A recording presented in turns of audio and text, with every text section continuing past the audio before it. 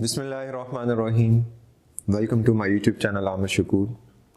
آج ہم بات کریں گے آرڈینری شیئرز کی اور پریفرنس شیئرز کی. آرڈینری شیئرز کیا ہوتے ہیں, ان دونوں شیئرز میں ڈفرنس کیا ہوتا ہے, ایک کمپنی کس طرح شیئرز ایشو کرتی ہے اور اس کی اکاؤنٹنگ کس طرح ہم نے ریکارڈ کیسے کرنا ہے. تو آرڈینری شیئرز یہ وہ شیئر ہولڈرز ہیں جو ریئل اونر ہوتے ہیں اور جن کے پاس ووٹنگ رائٹ ہوتا ہے اور جن کو سب سے آخر میں پروفٹ میں سے ڈیویڈنڈ دیا جاتا ہے. Preference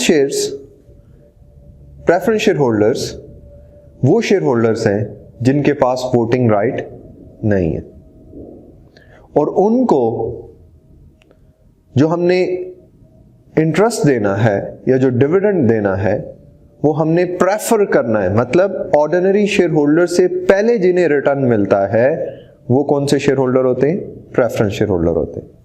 but preference share holder کے پاس ووٹنگ رائٹ نہیں ہوتا. اسی کنسیپٹ پہ ابھی ہم ڈیٹیل میں بات کریں گے. تو سب سے پہلے ہم بات کرتے ہیں آرڈینری شیئر ہولڈرز. جب شیئرز ایشو کیے جاتے ہیں تو کمپنی کس طرح شیئرز ایشو کر سکتی ہے. نمبر 1, کمپنی کیش پہ شیئرز ایشو کرے. Cash issue means at market value. جو بھی شیئر کی مارکیٹ ویلیو ہے اس ویلیو کے اوپر کمپنی نے شیئر ایشو کیے, پبلک کو دے دیا. دوسرا کیا ہے, کمپنی نے بونس ایشو کیا. بونس ایشو بھی کہتے ہیں, فری ایشو بھی کہتے ہیں, کیپٹلائزیشن ایشو بھی کہتے ہیں. اور تیسرا جو وے ہے شیئرز ایشو کرنے کا وہ کیا ہے, رائٹ ایشو.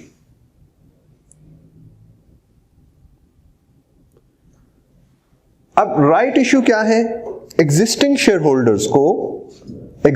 ہولڈرز کو مارکیٹ پرائس سے کم پرائس پہ شیئرز دینا از رائٹ ایشو. اور بونس ایشو کیا ہے, فری میں شیئرز ایشو کر دینا. یاد رکھیں بونس ایشو کے اندر کمپنی کو کیش نہیں ملتا, رائٹ ایشو میں مل رہا ہوتا ہے, سورس آف فائنانس ہے, آپ کو فائنانس مل رہا ہے. بونس ایشو فری ایشو ہے. اب ہم ایک ایگزامپل لیتے ہیں اور تینوں کی ہم دیکھتے ہیں ڈبل انٹریز کیا ہوں گی, اکاؤنٹنگ کس طرح کی جائے گی. دیکھیں اگر ایک شیئر کی مارکیٹ پرائس لیٹ سپوز $5 ہے اور اس کی بک ویلیو یا نامنل ویلیو یا پار ویلیو یا فیس ویلیو $1 ہے. بیس ویلیو کیا ہے, بک ویلیو کیا ہے, $1 اور مارکیٹ ویلیو کتنی ہے, $5. اور کمپنی نے شیئر ایشو کیا تو کمپنی کیا ریکارڈ کرے گی, debit cash $5, credit share capital by $1. یاد رکھیں کمپنی جس طرح مرضی شیئر ایشو کرے, کیش کرے, بونس کرے, رائٹ ایشو کرے, ہمیشہ شیئر کیپٹل کریڈٹ ہوگا. کس ویلیو سے, نامنل ویلیو, پار value, face value, book value. ہمیشہ شیئر کیپٹل, ان میں سے کوئی بھی نام لے لیں, ہمیشہ شیئر کیپٹل نامنل ویلیو سے کریڈٹ ہوگا. اب آپ آپ نے ایک شیئر کتنے کا ایشو کیا, $5 کا, بٹ اس کی بک ویلیو کیا تھی, نامنل ویلیو کیا تھی, $1 تھی. تو share capital is always credited with book value credit. اب دیکھیں آپ نے 5 میں سے 1 شیئر کیپٹل میں چلا گیا, آپ نے کتنا ایکسٹرا چارج کیا بک ویلیو سے, 4. تو یہ جتنا ہم ایکسٹرا چارج کرتے ہیں اسے ہم کہتے ہیں شیئر پریمیم. اور یہ شیئر پریمیم ریزرو ہوتا ہے. اور یہ کون سا ریزرو ہوتا ہے, یہ کیپٹل ریزرو ہوتا ہے. 2 نیچرز ہوتی ہیں ریزروز کی, capital and revenue. Capital reserves are naan distributable reserves. یہ ڈسٹریبیوٹ نہیں کیا جاتا, اس میں سے ڈیویڈنڈز نہیں دیتے ہم. ڈیویڈنڈز ہم revenue reserves which are retain earnings سے ہم کیا دیتے ہیں, ڈیویڈنڈز دیتے ہیں. تو جتنا ایکسٹرا بک ویلیو سے جتنا زیادہ ہم چارج کریں گے شیئر ہولڈر سے, جتنا ایکسٹرا چارج کیا وہ کیا کہلائے گا, وہ شیئر پریمیم کہلائے گا. تو ہم کریڈٹ کس کو کر دیں گے, शेयर प्रीमियम को। यहां पे क्या एग्जांपल है, कितनी अमाउंट है, $4। अच्छा, अब नेक्स्ट बात करते हैं bonus issue. Bonus issue free issue को कहते हैं, इसे हम कैपिटलाइजेशन इशू भी कहते हैं। FFA के एग्जाम में एग्जामिनर ने पूछा कि बताएं बोनस इशू का दूसरा नाम कैपिटलाइजेशन इशू भी है, ट्रू फॉल्स? तो ट्रू है, bonus issue, free issue, capitalisation issue एक ही बात है। बोनस इशू कंपनी क्यों करती है? देखिए, शेयर होल्डर्स ने कंपनी में क्यों पैसा इन्वेस्ट किया? ताकि उन्हें क्या मिले, रिटर्न मिले। रिटर्न क्या था, उन्हें डिविडेंड मिले। अब कंपनी के पास कैश नहीं है, या अगर कैश है तो उसने किसी प्रोजेक्ट में इन्वेस्ट करना, या कैश नहीं है,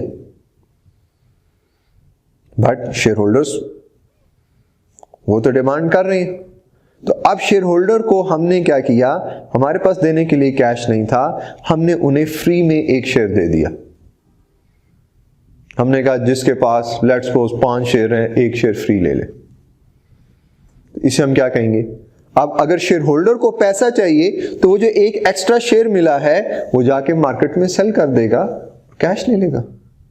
अगर नहीं भी करता तो उसके पास क्या है, उसकी कैपिटल ग्रोथ हो गई है, उसे कैपिटल गेन हो गया है। पहले 5 शेयर थे, अब 6 हो गए। तो अब बोनस इशू की डबल एंट्री क्या होगी? बोनस इशू क्या है? फ्री इशू है। हमने कहा जो मर्जी इशू आ जाए, हमेशा क्रेडिट क्या होगा, शेयर कैपिटल। और किस वैल्यू से होगा? Nominal value. देखें, हम तीनों में एक चीज कॉमन है, वो क्या है? क्रेडिट शेयर कैपिटल विद, तीनों में देखें नॉमिनल वैल्यू। अब यहां पे हमें कैश नहीं मिला क्योंकि फ्री में हमने शेयर दिया है, तो अब हम डेबिट क्या करेंगे? Share premium. ऐसा क्यों है?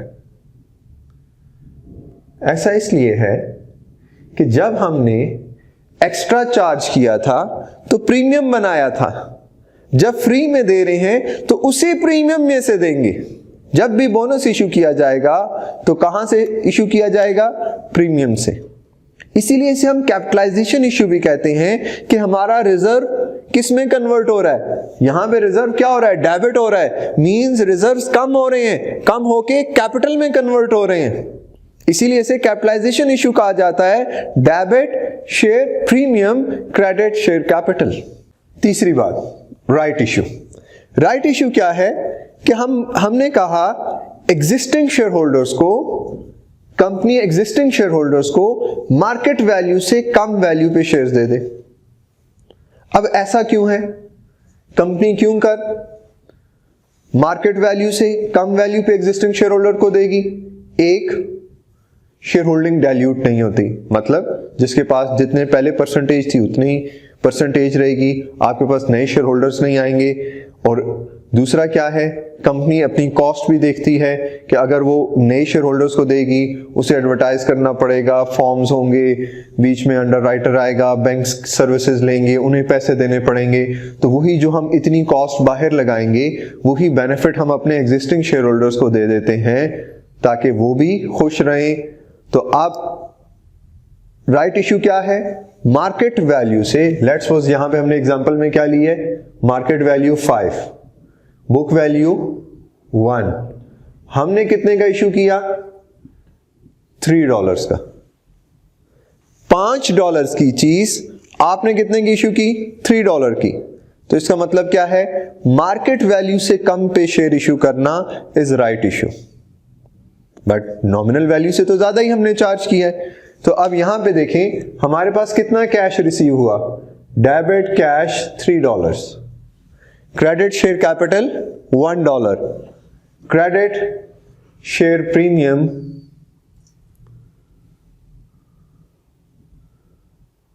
$2। तो बात समझ आई कि राइट इशू में जितना भी नॉमिनल वैल्यू से, प्रीमियम क्या होता है? जो भी नॉमिनल वैल्यू से एक्स्ट्रा हम शेयर होल्डर से ले रहे हैं वो प्रीमियम है। और बोनस इशू में इसी प्रीमियम को हम डेबिट कर रहे हैं, हम खत्म कर रहे हैं और इसको क्या बना रहे हैं? कैपिटल बना रहे हैं। तीनों केसेस में कॉमन चीज क्या है? शेयर कैपिटल क्रेडिट होगा। किस वैल्यू से? नॉमिनल वैल्यू से। इन दो केसेस में क्या बन रहा है? प्रीमियम। क्यों?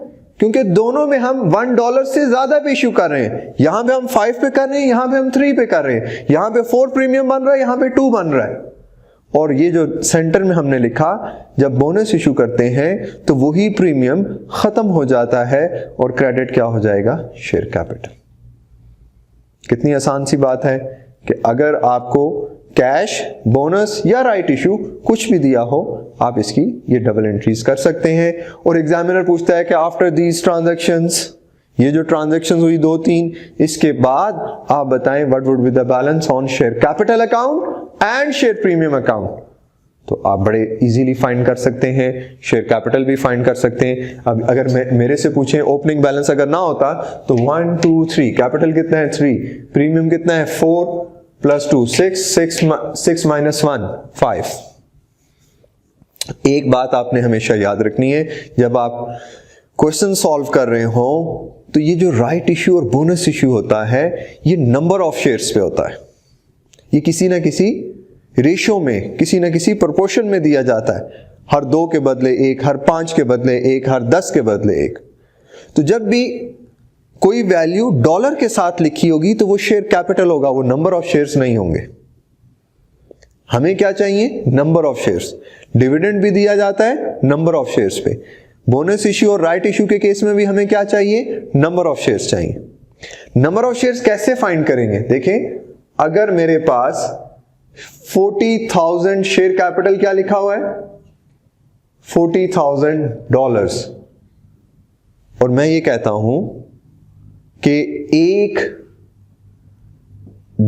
का जो बुक वैल्यू है एक शेयर की वो $1 है, तो नंबर ऑफ शेयर्स भी कितने होंगे? 40,000। और अगर मैं ये कहूं कि एक शेयर की जो बुक वैल्यू है वो 0.5 है, तो 40,000 में कितने नंबर ऑफ शेयर्स होंगे? 80,000। ₹1 की 2 कैंडीज आती हैं, 10 की 20, 100 की 200, 10,000 की 20,000, 40,000 की 8,000। इसी तरह अगर मैं कहूं कि एक की वैल्यू 25 सेंट है, तो $1 में कितने होंगी? 4। तो 40,000 में कितनी होंगी? Multiply by 4, 160,000। या आप इस 40,000 को डिवाइड कर दें 0.25 से, क्योंकि ये डॉलर में अमाउंट है, ये सेंट्स में है। तो आप जब भी दो डिफरेंट को तो आप डिवाइड नहीं कर सकते, दो डिफरेंट करेंसीज को या डिफरेंट उसको, तो आप किससे डिवाइड करेंगे? 0.25 से। तो आपके पास कितना आ जाएगा? 160,000। तो आप share capital divided by book value of 1 share is equal to number of shares. तो अब वो कहता है हर 2 के बदले 1, तो अब यहां पे रेशियो लगेगी, यहां पे रेशियो नहीं लग सकती। तो हम नंबर ऑफ शेयर्स कैसे निकालते हैं? नंबर ऑफ शेयर्स निकालने का फॉर्मूला आपको पता चल गया। नंबर ऑफ शेयर्स निकालने के लिए 40,000, मतलब इसको मैं फॉर्मूले की फॉर्म में लिख दूं तो share capital divided bye nominal value of 1 share, तो नंबर ऑफ शेयर्स आ जाएंगे। और अगर आपने शेयर कैपिटल फाइंड करना हो तो ये डिवाइड हो रहा है, उधर मल्टीप्लाई हो जाएगा number of shares multiply by book value of 1 share. मतलब यहां से अगर मैंने निकालना हो 160,000 नंबर ऑफ शेयर्स हैं और एक शेयर की प्राइस $0.25 है, तो कितना आ गया? 40,000 आ गया। समझ आ गई? तो राइट इशू, बोनस इशू हमेशा किस पे होगा? नंबर ऑफ शेयर्स पे होगा। डिविडेंड भी पर शेयर दिया जाएगा। तो नंबर ऑफ शेयर कैसे निकालते हैं?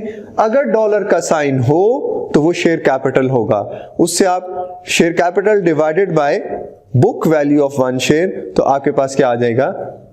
नंबर ऑफ शेयर्स आ जाएंगे। जब नंबर ऑफ शेयर्स आ जाएंगे तो आप राइट इशू फ्रैक्शन या बोनस इशू फ्रैक्शन या dividend per share easily find कर सकते हैं। तो ये तो हमारी बात हो गई ऑर्डिनरी शेयर्स के ऊपर, और हमने तीनों की डबल एंट्रीज भी देख ली कि जब हम राइट इशू करते हैं, बोनस इशू करते हैं या कैश इशू करते हैं तो क्या होगा। इसके बाद दूसरी हमने बात की थी प्रेफरेंस शेयर्स की। प्रेफरेंस शेयर्स में दो तरह के शेयर्स होते हैं, एक है रिडीमेबल प्रेफरेंस शेयर्स और एक होते हैं इररिडीमेबल प्रेफरेंस शेयर्स। रिडीमेबल जिनका एक खास स्पेसिफिक पीरियड के लिए है, 5 साल के लिए है, तो वो रिडीम हो जाएंगे, 5 साल बाद खत्म हो जाएंगे, कंपनी आपको आपके पैसे वापस कर देगी। तो उन 5 सालों में आपको क्या दिया जाएगा? इंटरेस्ट। क्यों? क्योंकि जो चीज रिडीमेबल है, जो चीज खत्म होने वाली है, वो लोन है। एग्जामिनर पूछता भी है ये, redeemable preference shares are not part of equity, they are dates.